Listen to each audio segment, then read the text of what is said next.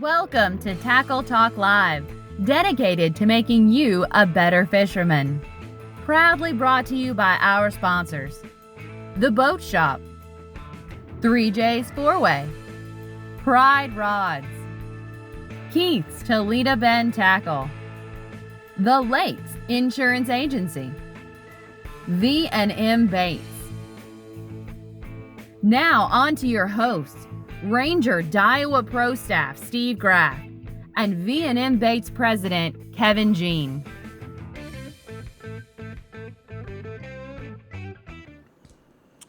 Welcome everybody. You're watching Tackle Talk Live. I'm Ranger Daiwa Pro Staffer Steve Graff, and I've got my good buddy right beside me right here, V&M President Kevin Jean, and we are going to tell you everything that's going on right now. What happened this past weekend? Who caught them? Who didn't? I didn't.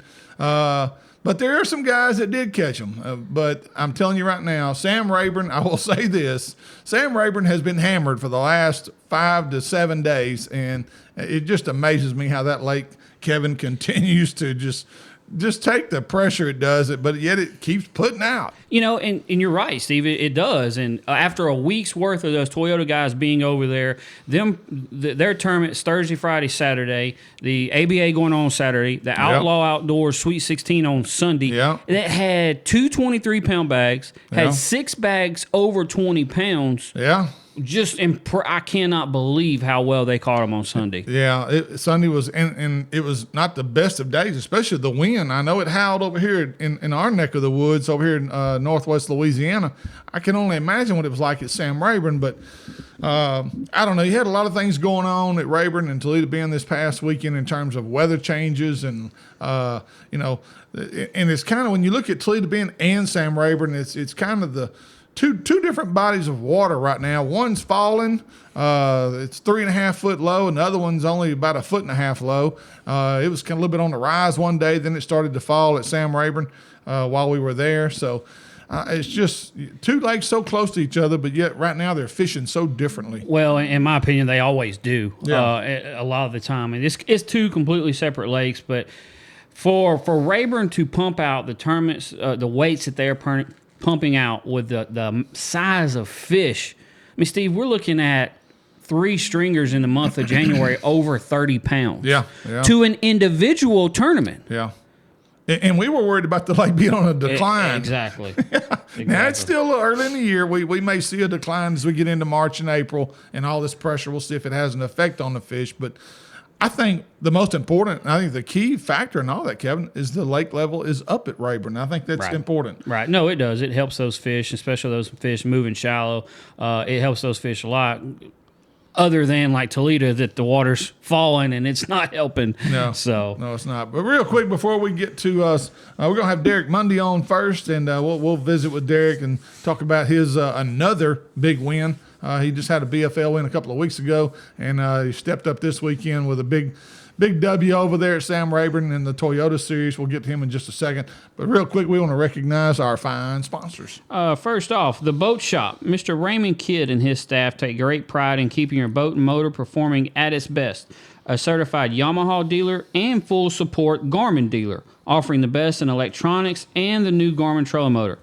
Stop by and tell them the guys from Tackle Talk Live sent you at 2410 Sanford Avenue in Shreveport, or give them a call at 318-402-0399, or you can go to shreveportboatshop.com. And Cypress Knee Outdoors and 3J's Four-Way, John Abraham and his guys are over there at Cypress, Louisiana, just south of Natchitoches off I-49 exit 127.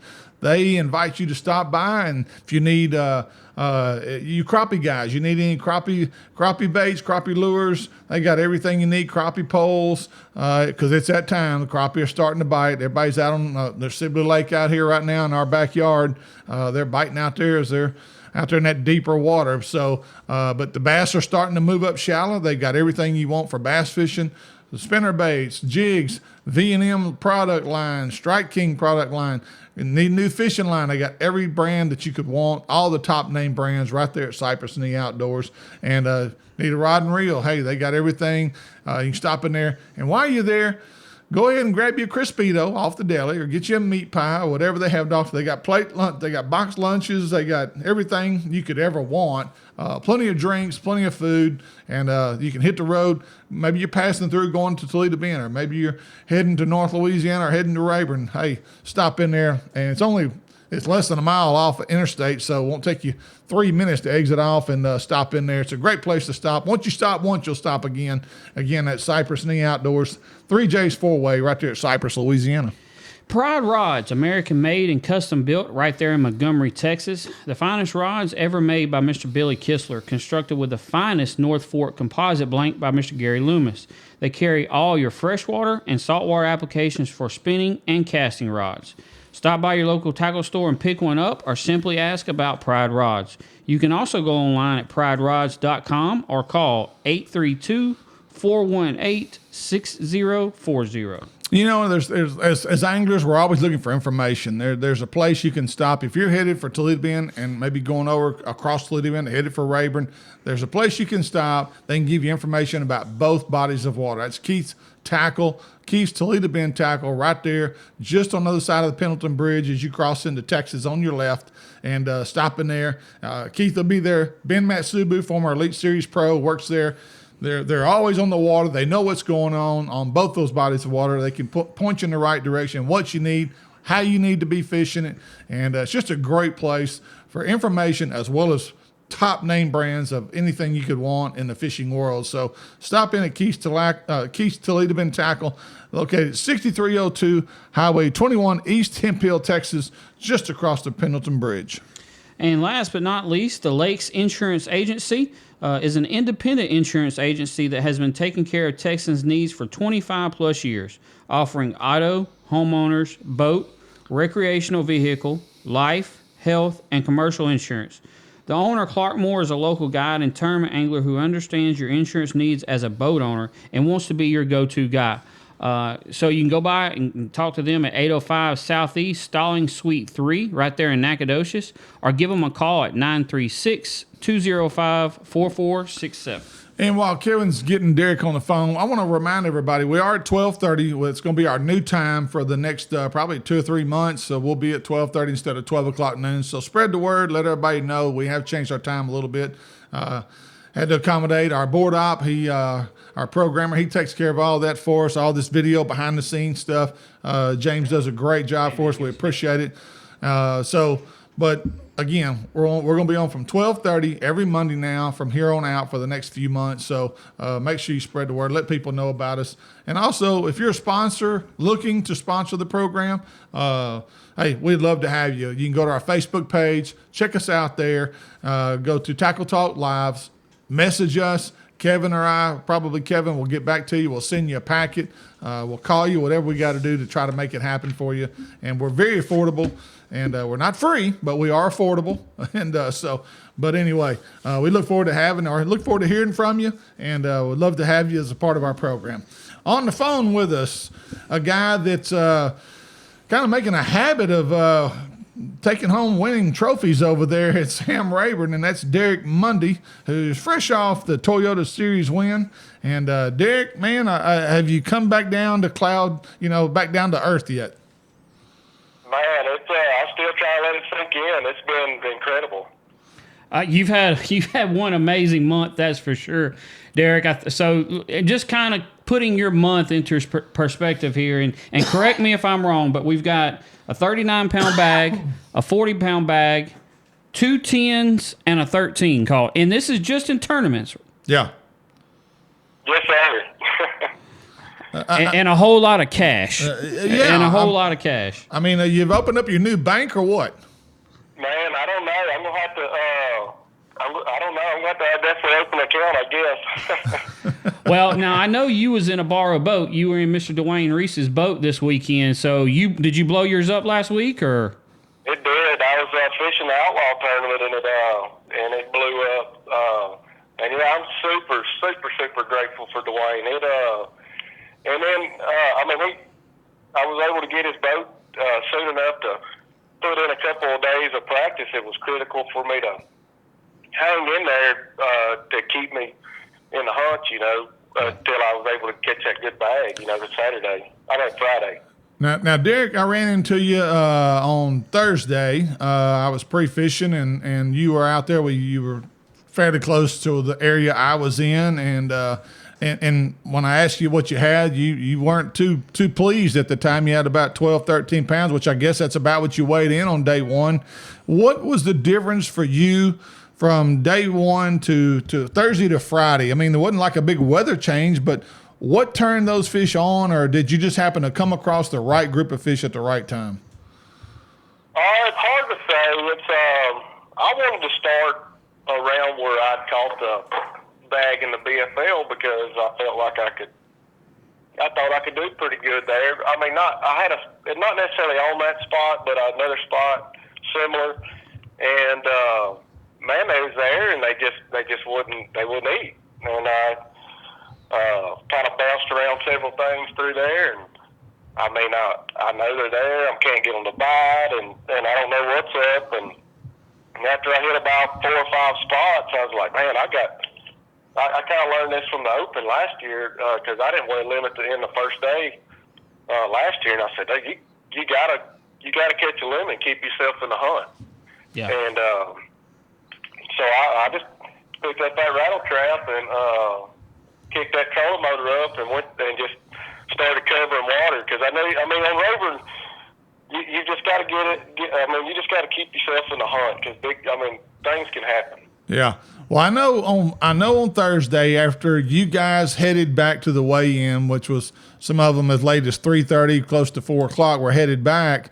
So that end of the lake kind of got deserted a little bit, and I stayed out there till about 4:30, 4:45. There was definitely a late bite after you guys left. The fish kind of turned on that end late that day, and I actually left them biting when I went and put on trailer that day. And so I was wondering if that had an effect maybe on guys that were fishing that end of the lake that day. Oh, absolutely. I figured some of the better bags weighed, if I had to guess, was in that last flight. And I figured they it were. would be that way because in practice, in the evening times, I mean, they were everywhere. I mean, you could just smash them shallow. Yeah. And going back to what you were talking about, Derek, I mean, honestly, yeah, the 39-pound sack won it for you on day 2. But without that 12, 13, like you said, if you wouldn't have went shallow and scrapped out a good, decent limit, you would have never won this tournament. So, hats off to you on a good call on day 1 when you couldn't get the deep thing going. I know a lot of guys, that tried forcing the deep thing on day 1, it never worked. I mean, you take Jason Bonds, for instance, who, and I know Jason well, and I know Jason said he lost a couple on day 1, but he only ended up with 2 for 514, and that's kind of the difference in y'all's weight. And I mean, you still win. Obviously, you had 70-11 and 56-11, but still, that puts you in good contention to do what you did on day 2 and day 3. I want to get into the decisions you made. So you're telling me, and me listening to weigh-in, where you caught most of your weight on day 2, including a 13-pounder, you never fished on day 1. Never fished. It kind of slipped my mind for whatever reason because I run by it several times and it kind of slipped my mind and and then when I got home at night, I'm like, man, you dummy, why didn't you go over there? You know what I mean? Because I found these before the Outlaw tournament, and I've never fired a cast on them in a tournament. So these fish, you caught all your weight there on day 2, correct? Every bit of them. So, and again, me hearing your story when you weighed in. So day 2 starts, you run straight to them. Was it second or third cast you catch a 13-pounder? Third cast. Wow. Now, take me through the rest of the day. Am I understanding correctly? You caught a 13. Did you double up on 7s? Yes, sir. 2 or 3 casts later, I'm coming through there, and I mean, one smokes that crankbait, and then she comes up and jumps and everything, and she goes back down, and I'm getting her up to the net, and another one hits it. I didn't realize that's what happened. But they about took the rod away from me. I mean, because I'm just pulling that thing, I'm kind of ease them up, and it just like, boom, just smokes it, and it just about takes the rod away from me. And I'm like, oh my goodness, that fish is strong.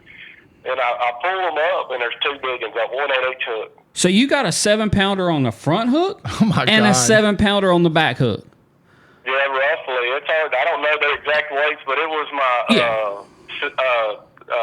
third and fourth largest fish of the day. So in 2 casts that you make now, I mean, granted, you made, let's just say 10 casts that morning. In if 2 of those casts alone, you had 27 pounds. That's incredible. Yeah, I've never heard of that. I mean, that's a first. You know, everybody's gonna catch a big fish once in a while, but not 2 7-pounders on one cast. Round about 7. I mean, good gosh. So I mean, that goes to show you have to put premium hooks on, and if I'd have left the factory hooks and stuff on there, that probably would have never happened. you'd have never caught those fish. And let's, you know, what hook are you using, Derek, when you're changing hooks out? What brand are you using? I mean, I use the KVD hooks because you can't argue with that guy. And I mean, I put the 2 aunts on there, and I mean, I know Owner and stuff, they make some really great stuff, but I know the lifespan of one of them baits is not very long on Rayburn. It's going to get 8, so it's hard for me to spend all that money on them real high dollar hooks. Yeah. You know what I mean? And also, like after a day, like on a big deal like this, like I change the hooks after for the next day. Right. Right. So they're smart, you know. So here we are in the first 30 minutes of the morning. You got 3 in the live well for 27. Take us through the rest of the day. Well, they busted up on me pretty bad, and I couldn't. I tried to drag around there and stuff, and it wasn't happening. And I'm like, man, I didn't realize I had what I had with those 3, but I'm sitting there thinking in my mind, I was like, dude, you catch 2 3-pounders, and you're over 30. And so I was like, man, I can go do that with a rattle trap. So I head out, and dude, I went. It ain't no telling how many miles of grass I fished, and caught one fish barely beat the ruler, and I was like, golly. So I slipped back out there and got a Carolina rig, and just I caught those next 2 like within 10, 15 minutes of being back out there. Oh, so you went back out to the same spot and caught those next 2. Right. Gotcha. Now, Derek, you know, as a guy, like I said, I fished on Saturday and fished 2 days prior to that, and it seemed like to me there were small windows that if you were on fish during those windows, when they opened up, you could get bit. But boy, I tell you what, like you said, I fished a ton of grass without a bite, and especially on Saturday, the ones I caught, they weren't what I was catching in practice. Especially on one stretch where I was catching 3 3.5s, and they went down to 14 inches. But the windows seemed to me, they were real small windows openings, and then you could fish a long time without getting a bite. Oh, absolutely. And just from being out there so much this month, I know it seems weird, but I can sense, I just get that feeling like, dude, we got to get back on that stuff. You know what I mean? Yeah. It's kind of weird. It kind of happened to me the last day. I caught my biggest fish on the last cast. That biggest fish was a 10-pounder too. Yeah. So let's talk about day 3 here. So you've got what kind of lead do you got going into day 3? Did you have 12-pound lead? I think it was 12 and some change. But honestly, I wouldn't even know that if somebody wouldn't told me. I didn't even want to look or nothing. I just wanted to go home and try to get some sleep. Yeah. But you didn't even need the 10-pounder, actually. You still would have won it. Well, yeah, but you know he had to have been. Yeah. I know he was, but... I mean, Jason Bonds caught 34.01 on day 2. I know you were nervous wreck the whole time. So take us to day 3. Take us back through day 3. Obviously went back to the starting spot where you caught all those at on day 2. Did it go down again? Was it just small ones? How did day 3 go down? To be honest with you, and everybody probably think I'm crazy, but I didn't go back there. I knew where some was that I'd caught some small ones on the first day, but there was a lot of fish there because I was like, all you need is like 12 pounds, and they got to catch them. And so you never went back to that spot again on Saturday? No, I'm not going to turn this spot into a community hole. Oh, okay. Smart man. Well, Smart man. And not only that, but was it a pretty good run? I mean, it was pretty windy on Saturday as well. Actually, actually, I didn't go real far. That's what I'm saying. That's my point. Is that did the wind play a factor in you not making that run to those fish again? You just didn't want to show it to everybody. No, I'm not going to educate the world at work. Where I'm going. Because I got other tournaments coming up. I mean, chances are there's nothing big coming up for me to burn them, but it may pay off in the future, and I'm not giving everybody the. Right. I mean, I done messed up and give a lot of people a spot that with that 40-pound bag, and I was like, I ain't losing another one. Yeah. Yeah. Well, now realistically, you do realize at some point somebody's going to figure out, and it's just like Albert Collins told me, it's just when you win as much as you're winning now, and that's what happened to Albert, people will find what you're doing and where you're doing it. That's the problem. Unless you keep borrowing different people's boats. Well, now that's true. You keep changing boats out, nobody will know who you are.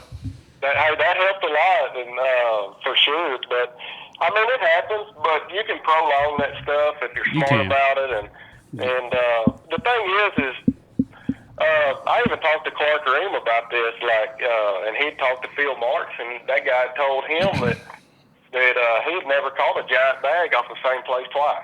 Right. Yeah, you know what I mean? It's so. I mean, but you. So you don't really have to worry about that as much. I mean, everybody like, oh, these guys have got these secret holes. It's people going out there putting in the work. Now, Derek, you're alluding to that, these holes you got. So you've caught a 40-pound bag, you've caught a 39-pound, you've caught 3 over 10, all off of different holes. Okay. So my question, and I know you're saying you found a hard spot, but Derek, there's a lot of guys. I know you put more time in than everybody else out there, but there's a lot of guys out there really good with their electronics, not catching these bags you're catching.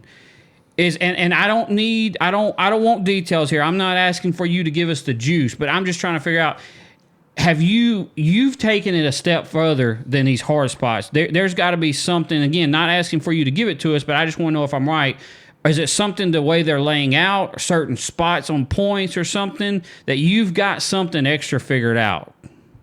Well, I mean, I feel like I can tell if they're relating to something. Right. If they're relating to something, because I see fish all over the place. Absolutely. But I've gotten better at knowing what catchable fish look like.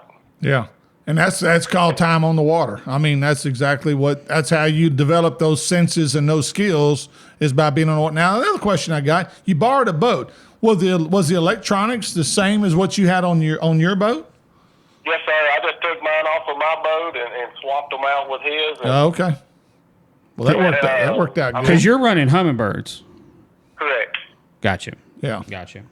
Now, and Derek, again, like Kevin said, we don't necessarily want the juice, but let's get into some of the details as to the time and the hours you're putting in on this body of water. Let educate guys that if you want to fish this level, you want to be this good. How much time are you expected that you think somebody'd have to put in to do what you're doing right now? It's hard for me to say, but my wife probably got a lot better attitude than I do. Yeah. I'm just grateful that she's in my corner and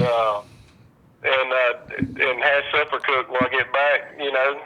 You keep bringing them checks. You keep bringing them checks. You on worry like about yeah. Them checks keep rolling, and you're fine.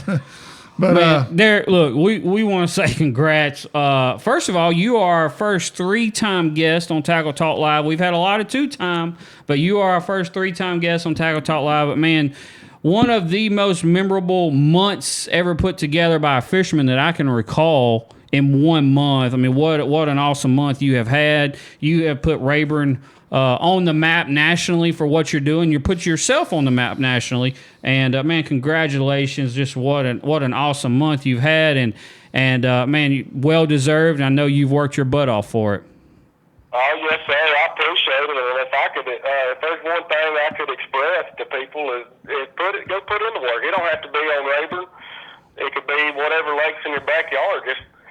Just put time in the water, because I mean it's all the same. Right. You've got to be in one with your equipment and stuff, and just be able to make those decisions on the water where it's second nature. Because I mean, it's like the last day feel like I'm pretty strong mentally, and I was having to do a little coaching to myself a little bit. I was like, Yeah, because I was so thinking before you they so fast, I don't think an Olympic runner could have run it down. before you caught the 10, did you have 5? Yes, but Okay. I had one that we had to I had to move that tail all over that board to make it. And I was like, I can't weigh that fish in. I can't do it. That thing might shrink before I get there. All this is going through my mind. So before the 10, which you caught on your last cast, you had 5 for, say, 10, somewhere around there? Probably not even that. But I did, in the last 15 minutes, I lost one over 5 on a Carolina rig, which is, you never lose a fish hardly on a Carolina rig. Yeah, that's and rare. It comes up and throws it, and then the very next cast I fire out there, set the hook, the rod doubles over, maybe about 3 cranks, and it comes off. And I was like, you know what? Maybe it ain't my time, and then we're sitting there fishing, and I'm watching the clock, and I'm like, golly, I told him, I said, man, when I get this in, we got to go. And as I'm getting it in, I was like, you know what, this boat's faster than mine. I can get there a little quicker probably from this area. I said, one more cast. And I fired out there, and that's when I caught that 10 and some change. But and you would have won it without the 10, but you didn't know that at the time. No, you I didn't can know it. imagine how You won by 14 pounds. I could imagine how nervous you were before the 10, especially not getting those others in, because you're probably thinking at that time, Jason's only got to have 22 to 25 possibly to beat you. And Aaron Johnson was right there behind. He was 1 pound behind you. Yeah, Aaron was coming too, so I can imagine how nervous you were before the 10. Oh, absolutely. I probably would have threw up the whole time before they weighed us in. Well, again, Derek, congratulations. And, I guess I don't know what to say. Get ready for the next one. That's all I can say. What do you got coming up next? No, I'm actually not sure about this weekend, but I'm going to go to fish the BFL which there shouldn't be any reason, but I should have my motor on my boat. And I'd like to Oh, you're coming? You gonna come to Toledo? At that Jurgensen Marine, that's one of the easiest buying experiences, or best buying experiences I've ever had, and all that helped me stay mentally together in this tournament. Between them, Dwayne Reese, and I didn't have to worry about nothing. Yeah. What Marine was that? Yeah, Jorgensen right there at Tackle Addict. Oh, okay. But I'm planning on fishing the BFL on Toledo. I'm done circled a few spots on the map I want to go check out. What about the top 150 this coming weekend? I don't know. I hadn't thought about it, to be honest with you. It's all happening so fast. I don't know Steve, I don't know if I want him coming to Toledo and kicking my tail. We need you at the 150, man. If you can make it to Cypress Bend this week, ABA Pro Tour, Solo Tour, it's a brand new circuit. Love to have you, man. I would love it, to be honest with you, but heck, by the time I get my motor, I've got to break it in, and Yeah. I'd love to go over. I know to go over there and beat all the guys over there, I've got to put in some homework. Yep. Oh, They yeah. ain't gonna give it to me.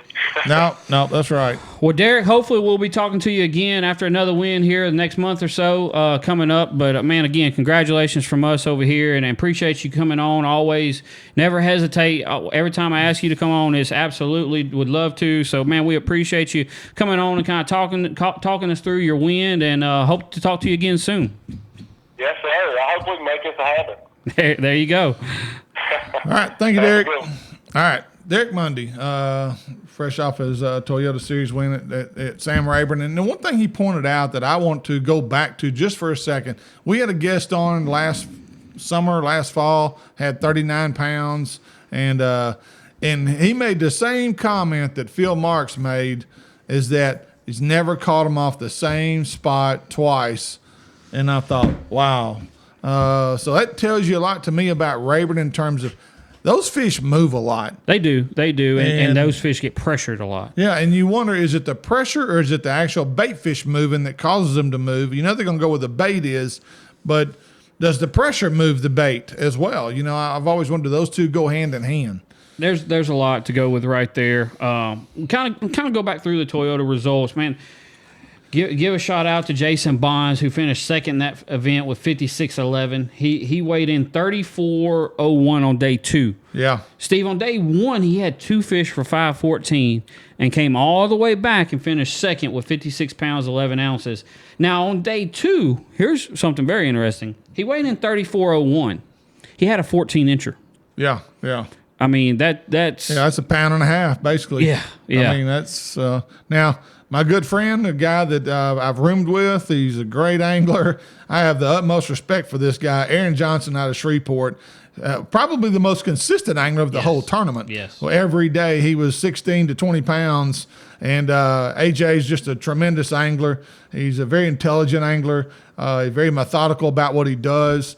And just when I saw him in the stand, he was in 4th going into the final day. I called him, and of course he said, "Well, Graf, we're fishing for second." I mean, he was 13 pounds behind going into that day, and he knew that. But but he's a guy that he's one of those you better keep your eye on him. Don't throw in the because that dude right there, especially when they're biting a trap. Yes, yeah, and AJ. But again, AJ is very versatile. There's a lot of things he can do, and he's been a high finisher at Rayburn several times in the past. So congratulations to AJ. And just finishing out the top 5 here. 4th place, Jason Kahn, a friend of mine as well, V&M Pro Staff guy at 4. His 3-day total weight is 51.09. I know Jason was throwing a chatterbait a lot, and he was throwing the old Firebug, J-Bug trailer all week. Matter of fact, he called me because I had to ship him some more.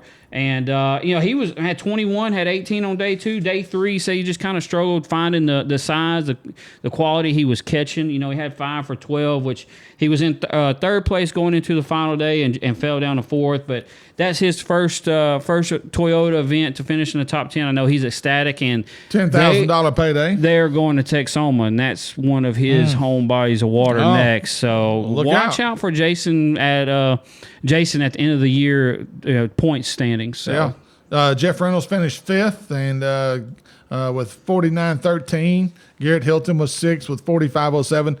And, just Jeff Sprague, a very popular angler, finished 7th. Lowell Bennett, but our good friend, V&M pro Kevin Lazion. Yeah, Kevin had a solid day 1, had 13.05, but does what he does and came back day 2 with a 19-pound stringer that got him into the top 10, was sitting in 10th place going into the final day, was able to scratch out that 9th place finish. But, we're fixing to go over the Outlaw Outdoor results here later. On Sunday, after he fished all week, he jumped in the Sweet 16 and had 23 pounds on Sunday and finished second in the Sweet 16 event. So Kevin had a good week and won $3,000 there. So he had a good week as well. Yeah, that's $8,000 total for Kevin Lazion. So congratulations. And Brandon Flowers rounded out the top 10 on the final day. He had 40 pounds, 10 ounces. And congratulations to all those guys. Dickie Newberry was 1 place out of the top 10. Very popular name over there at Sam Rayburn. Just looking down the list. Todd Faircloth was 16th. Todd Castledine was 17th. Both those guys had good consistent days. 16 for Faircloth on day 1, 14 on day 2, and just barely missed the cut by about a pound. So, but anyway, Faircloth was right there behind him at 30-10, just 4 ounces behind him. So, Castledine. And so Nick LeBrun, another Shreveport guy, V&M Pro, was right there with Castledine and Faircloth. He finished 18th. A really good finish for Nick over there. I think he'd love to have been in the top 10, but good payday for him as well. So congratulations. Shane Campbell, the manager for Tackle Addict right there at Cypress Bend. I keep on saying Cypress Bend for some reason. Over there at Sam Rayburn. And so Shane finished 20th overall in that event. And as we alluded to, and then on Saturday, along with the finals of the Toyota Series, was the ABA Open Series, which I know you fished. Yeah. Good friend of mine, Steve Phillips, won that event as well. 21 pounds? 20 pounds, 13 ounces. The weights were down a little bit. Ashton Johnson finished second with 15.86. Neil Gilmore finished third with 15.83. The weights dropped off pretty hard. A lot of bags between that, what I call trap fish, between that 10 and 14 pound range. Right. And, again, it just seemed like I don't know if it was pressure. Albert Collins, James Davis, both of those guys fished the Toyota Series. They actually signed up the night before the tournament, and Albert jumped in it, and of course he didn't have but 5 swimmers. But That's unusual for a guy like Albert or even James Davis. Some of those guys that normally are near the top, they struggled.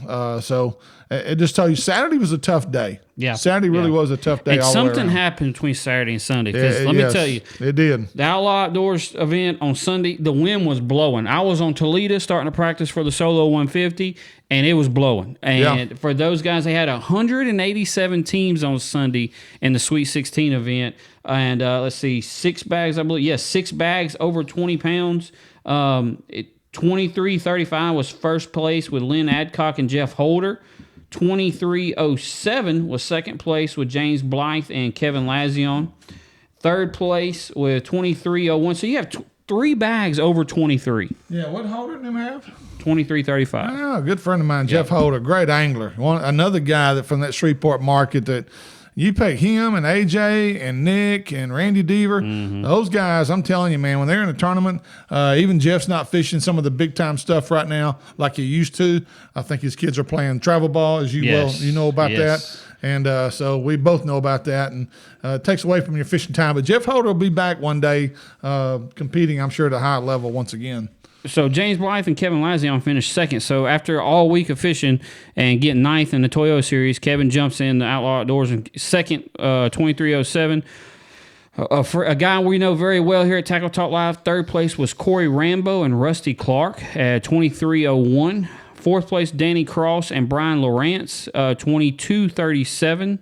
Fifth place was Clifford McCarty and Claude McCarty with 21:78. Shreveport boys. And rounding out the 20-pound bags, sixth place, Curtis Floyd and Jesse Floyd with 20 pounds, 76 ounces. And again, if you had, this is a Sweet 16, so if you had a 16-pound bag, you get paid. Yeah. They had 15 bags over 16 pounds that got paid, so congratulations to all those guys. Yeah, and real quick, backing up to the ABA Open Series, the co-angler champion was Cedric Jackson from Sicily Island, Louisiana. I coached my last high school football game at Sicily Island, matter of fact. 11.76 with 3 fish. He had a 6.50 big fish. So let's see what the big fish was for 7.06. The guy that won it, Stephen Phillips, had big fish of 7.06 as well on his 20-pound, 13-ounce bag. So, yeah. Again, congratulations to all you guys. As once again, Rayburn showed out. Again, except for Saturday, it was a little bit tougher. Weather was changing on Saturday. Rain came in. Then the front passed through about, I'm gonna say 2 o'clock. It didn't bluebird off, but the wind still continued to blow. But it was cloudy all day. I think that's what because it was sunshine every day up until Saturday, and I think that cloud cover kind of put them in a little funk, kind of spread them out, I think, a little bit. Yeah. So now February's here. Our attention is really going to focus towards Toledo Bend month of February. Yep. It's really, really busy. This coming week, of course, we've got the Solo 150 coming up. The 13th, February 13th, is the Bass Champs going out of Cypress Bend, and the BFL is going out of San Miguel. So it'll be a very, very busy day, February 13th on Toledo Bend for sure. And continuing the rest of the month of February 27th, the ABA Open Series will be at East Texas, first tournament of the year for the East Texas division. They'll be at Lake of the Pines, and Bass Champs will also take place on the same day, February 27th at Lake Fork, Texas. So, and going back to the ABA Solo, they've got openings. They're right at 100 right now, maybe a little bit more. There's guys still calling in every day. That number's starting to fill up, getting increase again. If we get to 150 on the pro side, which there is no angler side, it's just pros, period. So if you want to register for this, do so now. Do so this week. Official practice started today. It's official practice day as of today, all the way through Thursday. It's not too late to get in it. Trying to get to 150. I think we're going to get there, Steve. I know he was over 100 yesterday, so I've talked to several today that's thinking about entering. I think by the end of the week we're going to hit that 50. So if you're kind of contemplating back and forth on whether or not you're going to get in it, you need to get in it now. Because I think we're definitely going to hit that 150 mark before the end of the week. It's going out of Cypress Bend Park. It's $600 for a 2-day event. You're going to be practicing anyway. You BFL guys, you Bass Champ guys, You're going to be practicing. Why not just come on over, jump in that ABA Top 150 Solo Tour, brand new circuit. Great way to start. Let's start it out right. Let's fill that sucker up, get to 150, and that way we're fishing for 20 grand first place prize money if we get to 150 boats. So, and I look for this circuit continue to get better and better. It's going to take off over the next 2 years. So get on the ground floor, be a part of it. What I think is going to be something special over the next 2 years. And so we'd love to have you. But anyway, go to ABA, AmericanBassAnglers.com and sign up today. One last time, congratulations to all the winners from this past weekend. Derek Mundy with the Toyota Series, Steve Phillips with the ABA Open Series, the Outlaw Outdoors event, Jeff Holder, and what was Jeff's partner's name? Did I get it wrong, Steve? Lynn Adcock and Jeff Holder. I'm sorry. Yeah. Sorry, Lynn. But all those guys for the wins this past weekend over on Rayburn, and for everybody that got a check, and getting ready to start off with the ABA Solo 150 here on Toledo this coming week. Yep. So good luck to everybody out there. I think Toledo's going to be getting better. I think it's getting there. So it should be a good week of fishing for Toledo. And if you find grass, we'll put our cell numbers on the screen for me and Kevin. You can call us, let us know the exact location of those grass beds, because I don't know if they exist on Toledo right now. But Toledo's going to fish good. It's still this should be a fairly warm week up till Friday. Yeah. Which is going to be it's going to be cool the next 2 days. 32 in the mornings. Thursday's high is 71, so that'll warm the water up. Yes. But cold rain comes in late Thursday, and the lows are in the high Thursday or Friday is 49 degrees. So we're going to have some cold weather for the weekend. But leading up to that, it should warm the water up, and there should be some fish pulling up, Kevin. Yeah, I think so. I think those Wednesday and Thursday is going to be warm. This week's going to be weird. We're going to have 30-degree mornings starting the week off, then get up to lows in the mid 40s, and then get Thursday, as you said, getting up to 72. So it's going to be kind of up and down this week. I think when it hits 72 on Thursday, you're going to get another group making a push. So could get interesting this weekend. So look forward to seeing you at Cypress Bend Park this weekend. Thursday, again, registration. There's no meeting on Thursday, but you'll sign up. There'll be a virtual meeting. You'll get your information, takeoff time, what boat number you are, and all that.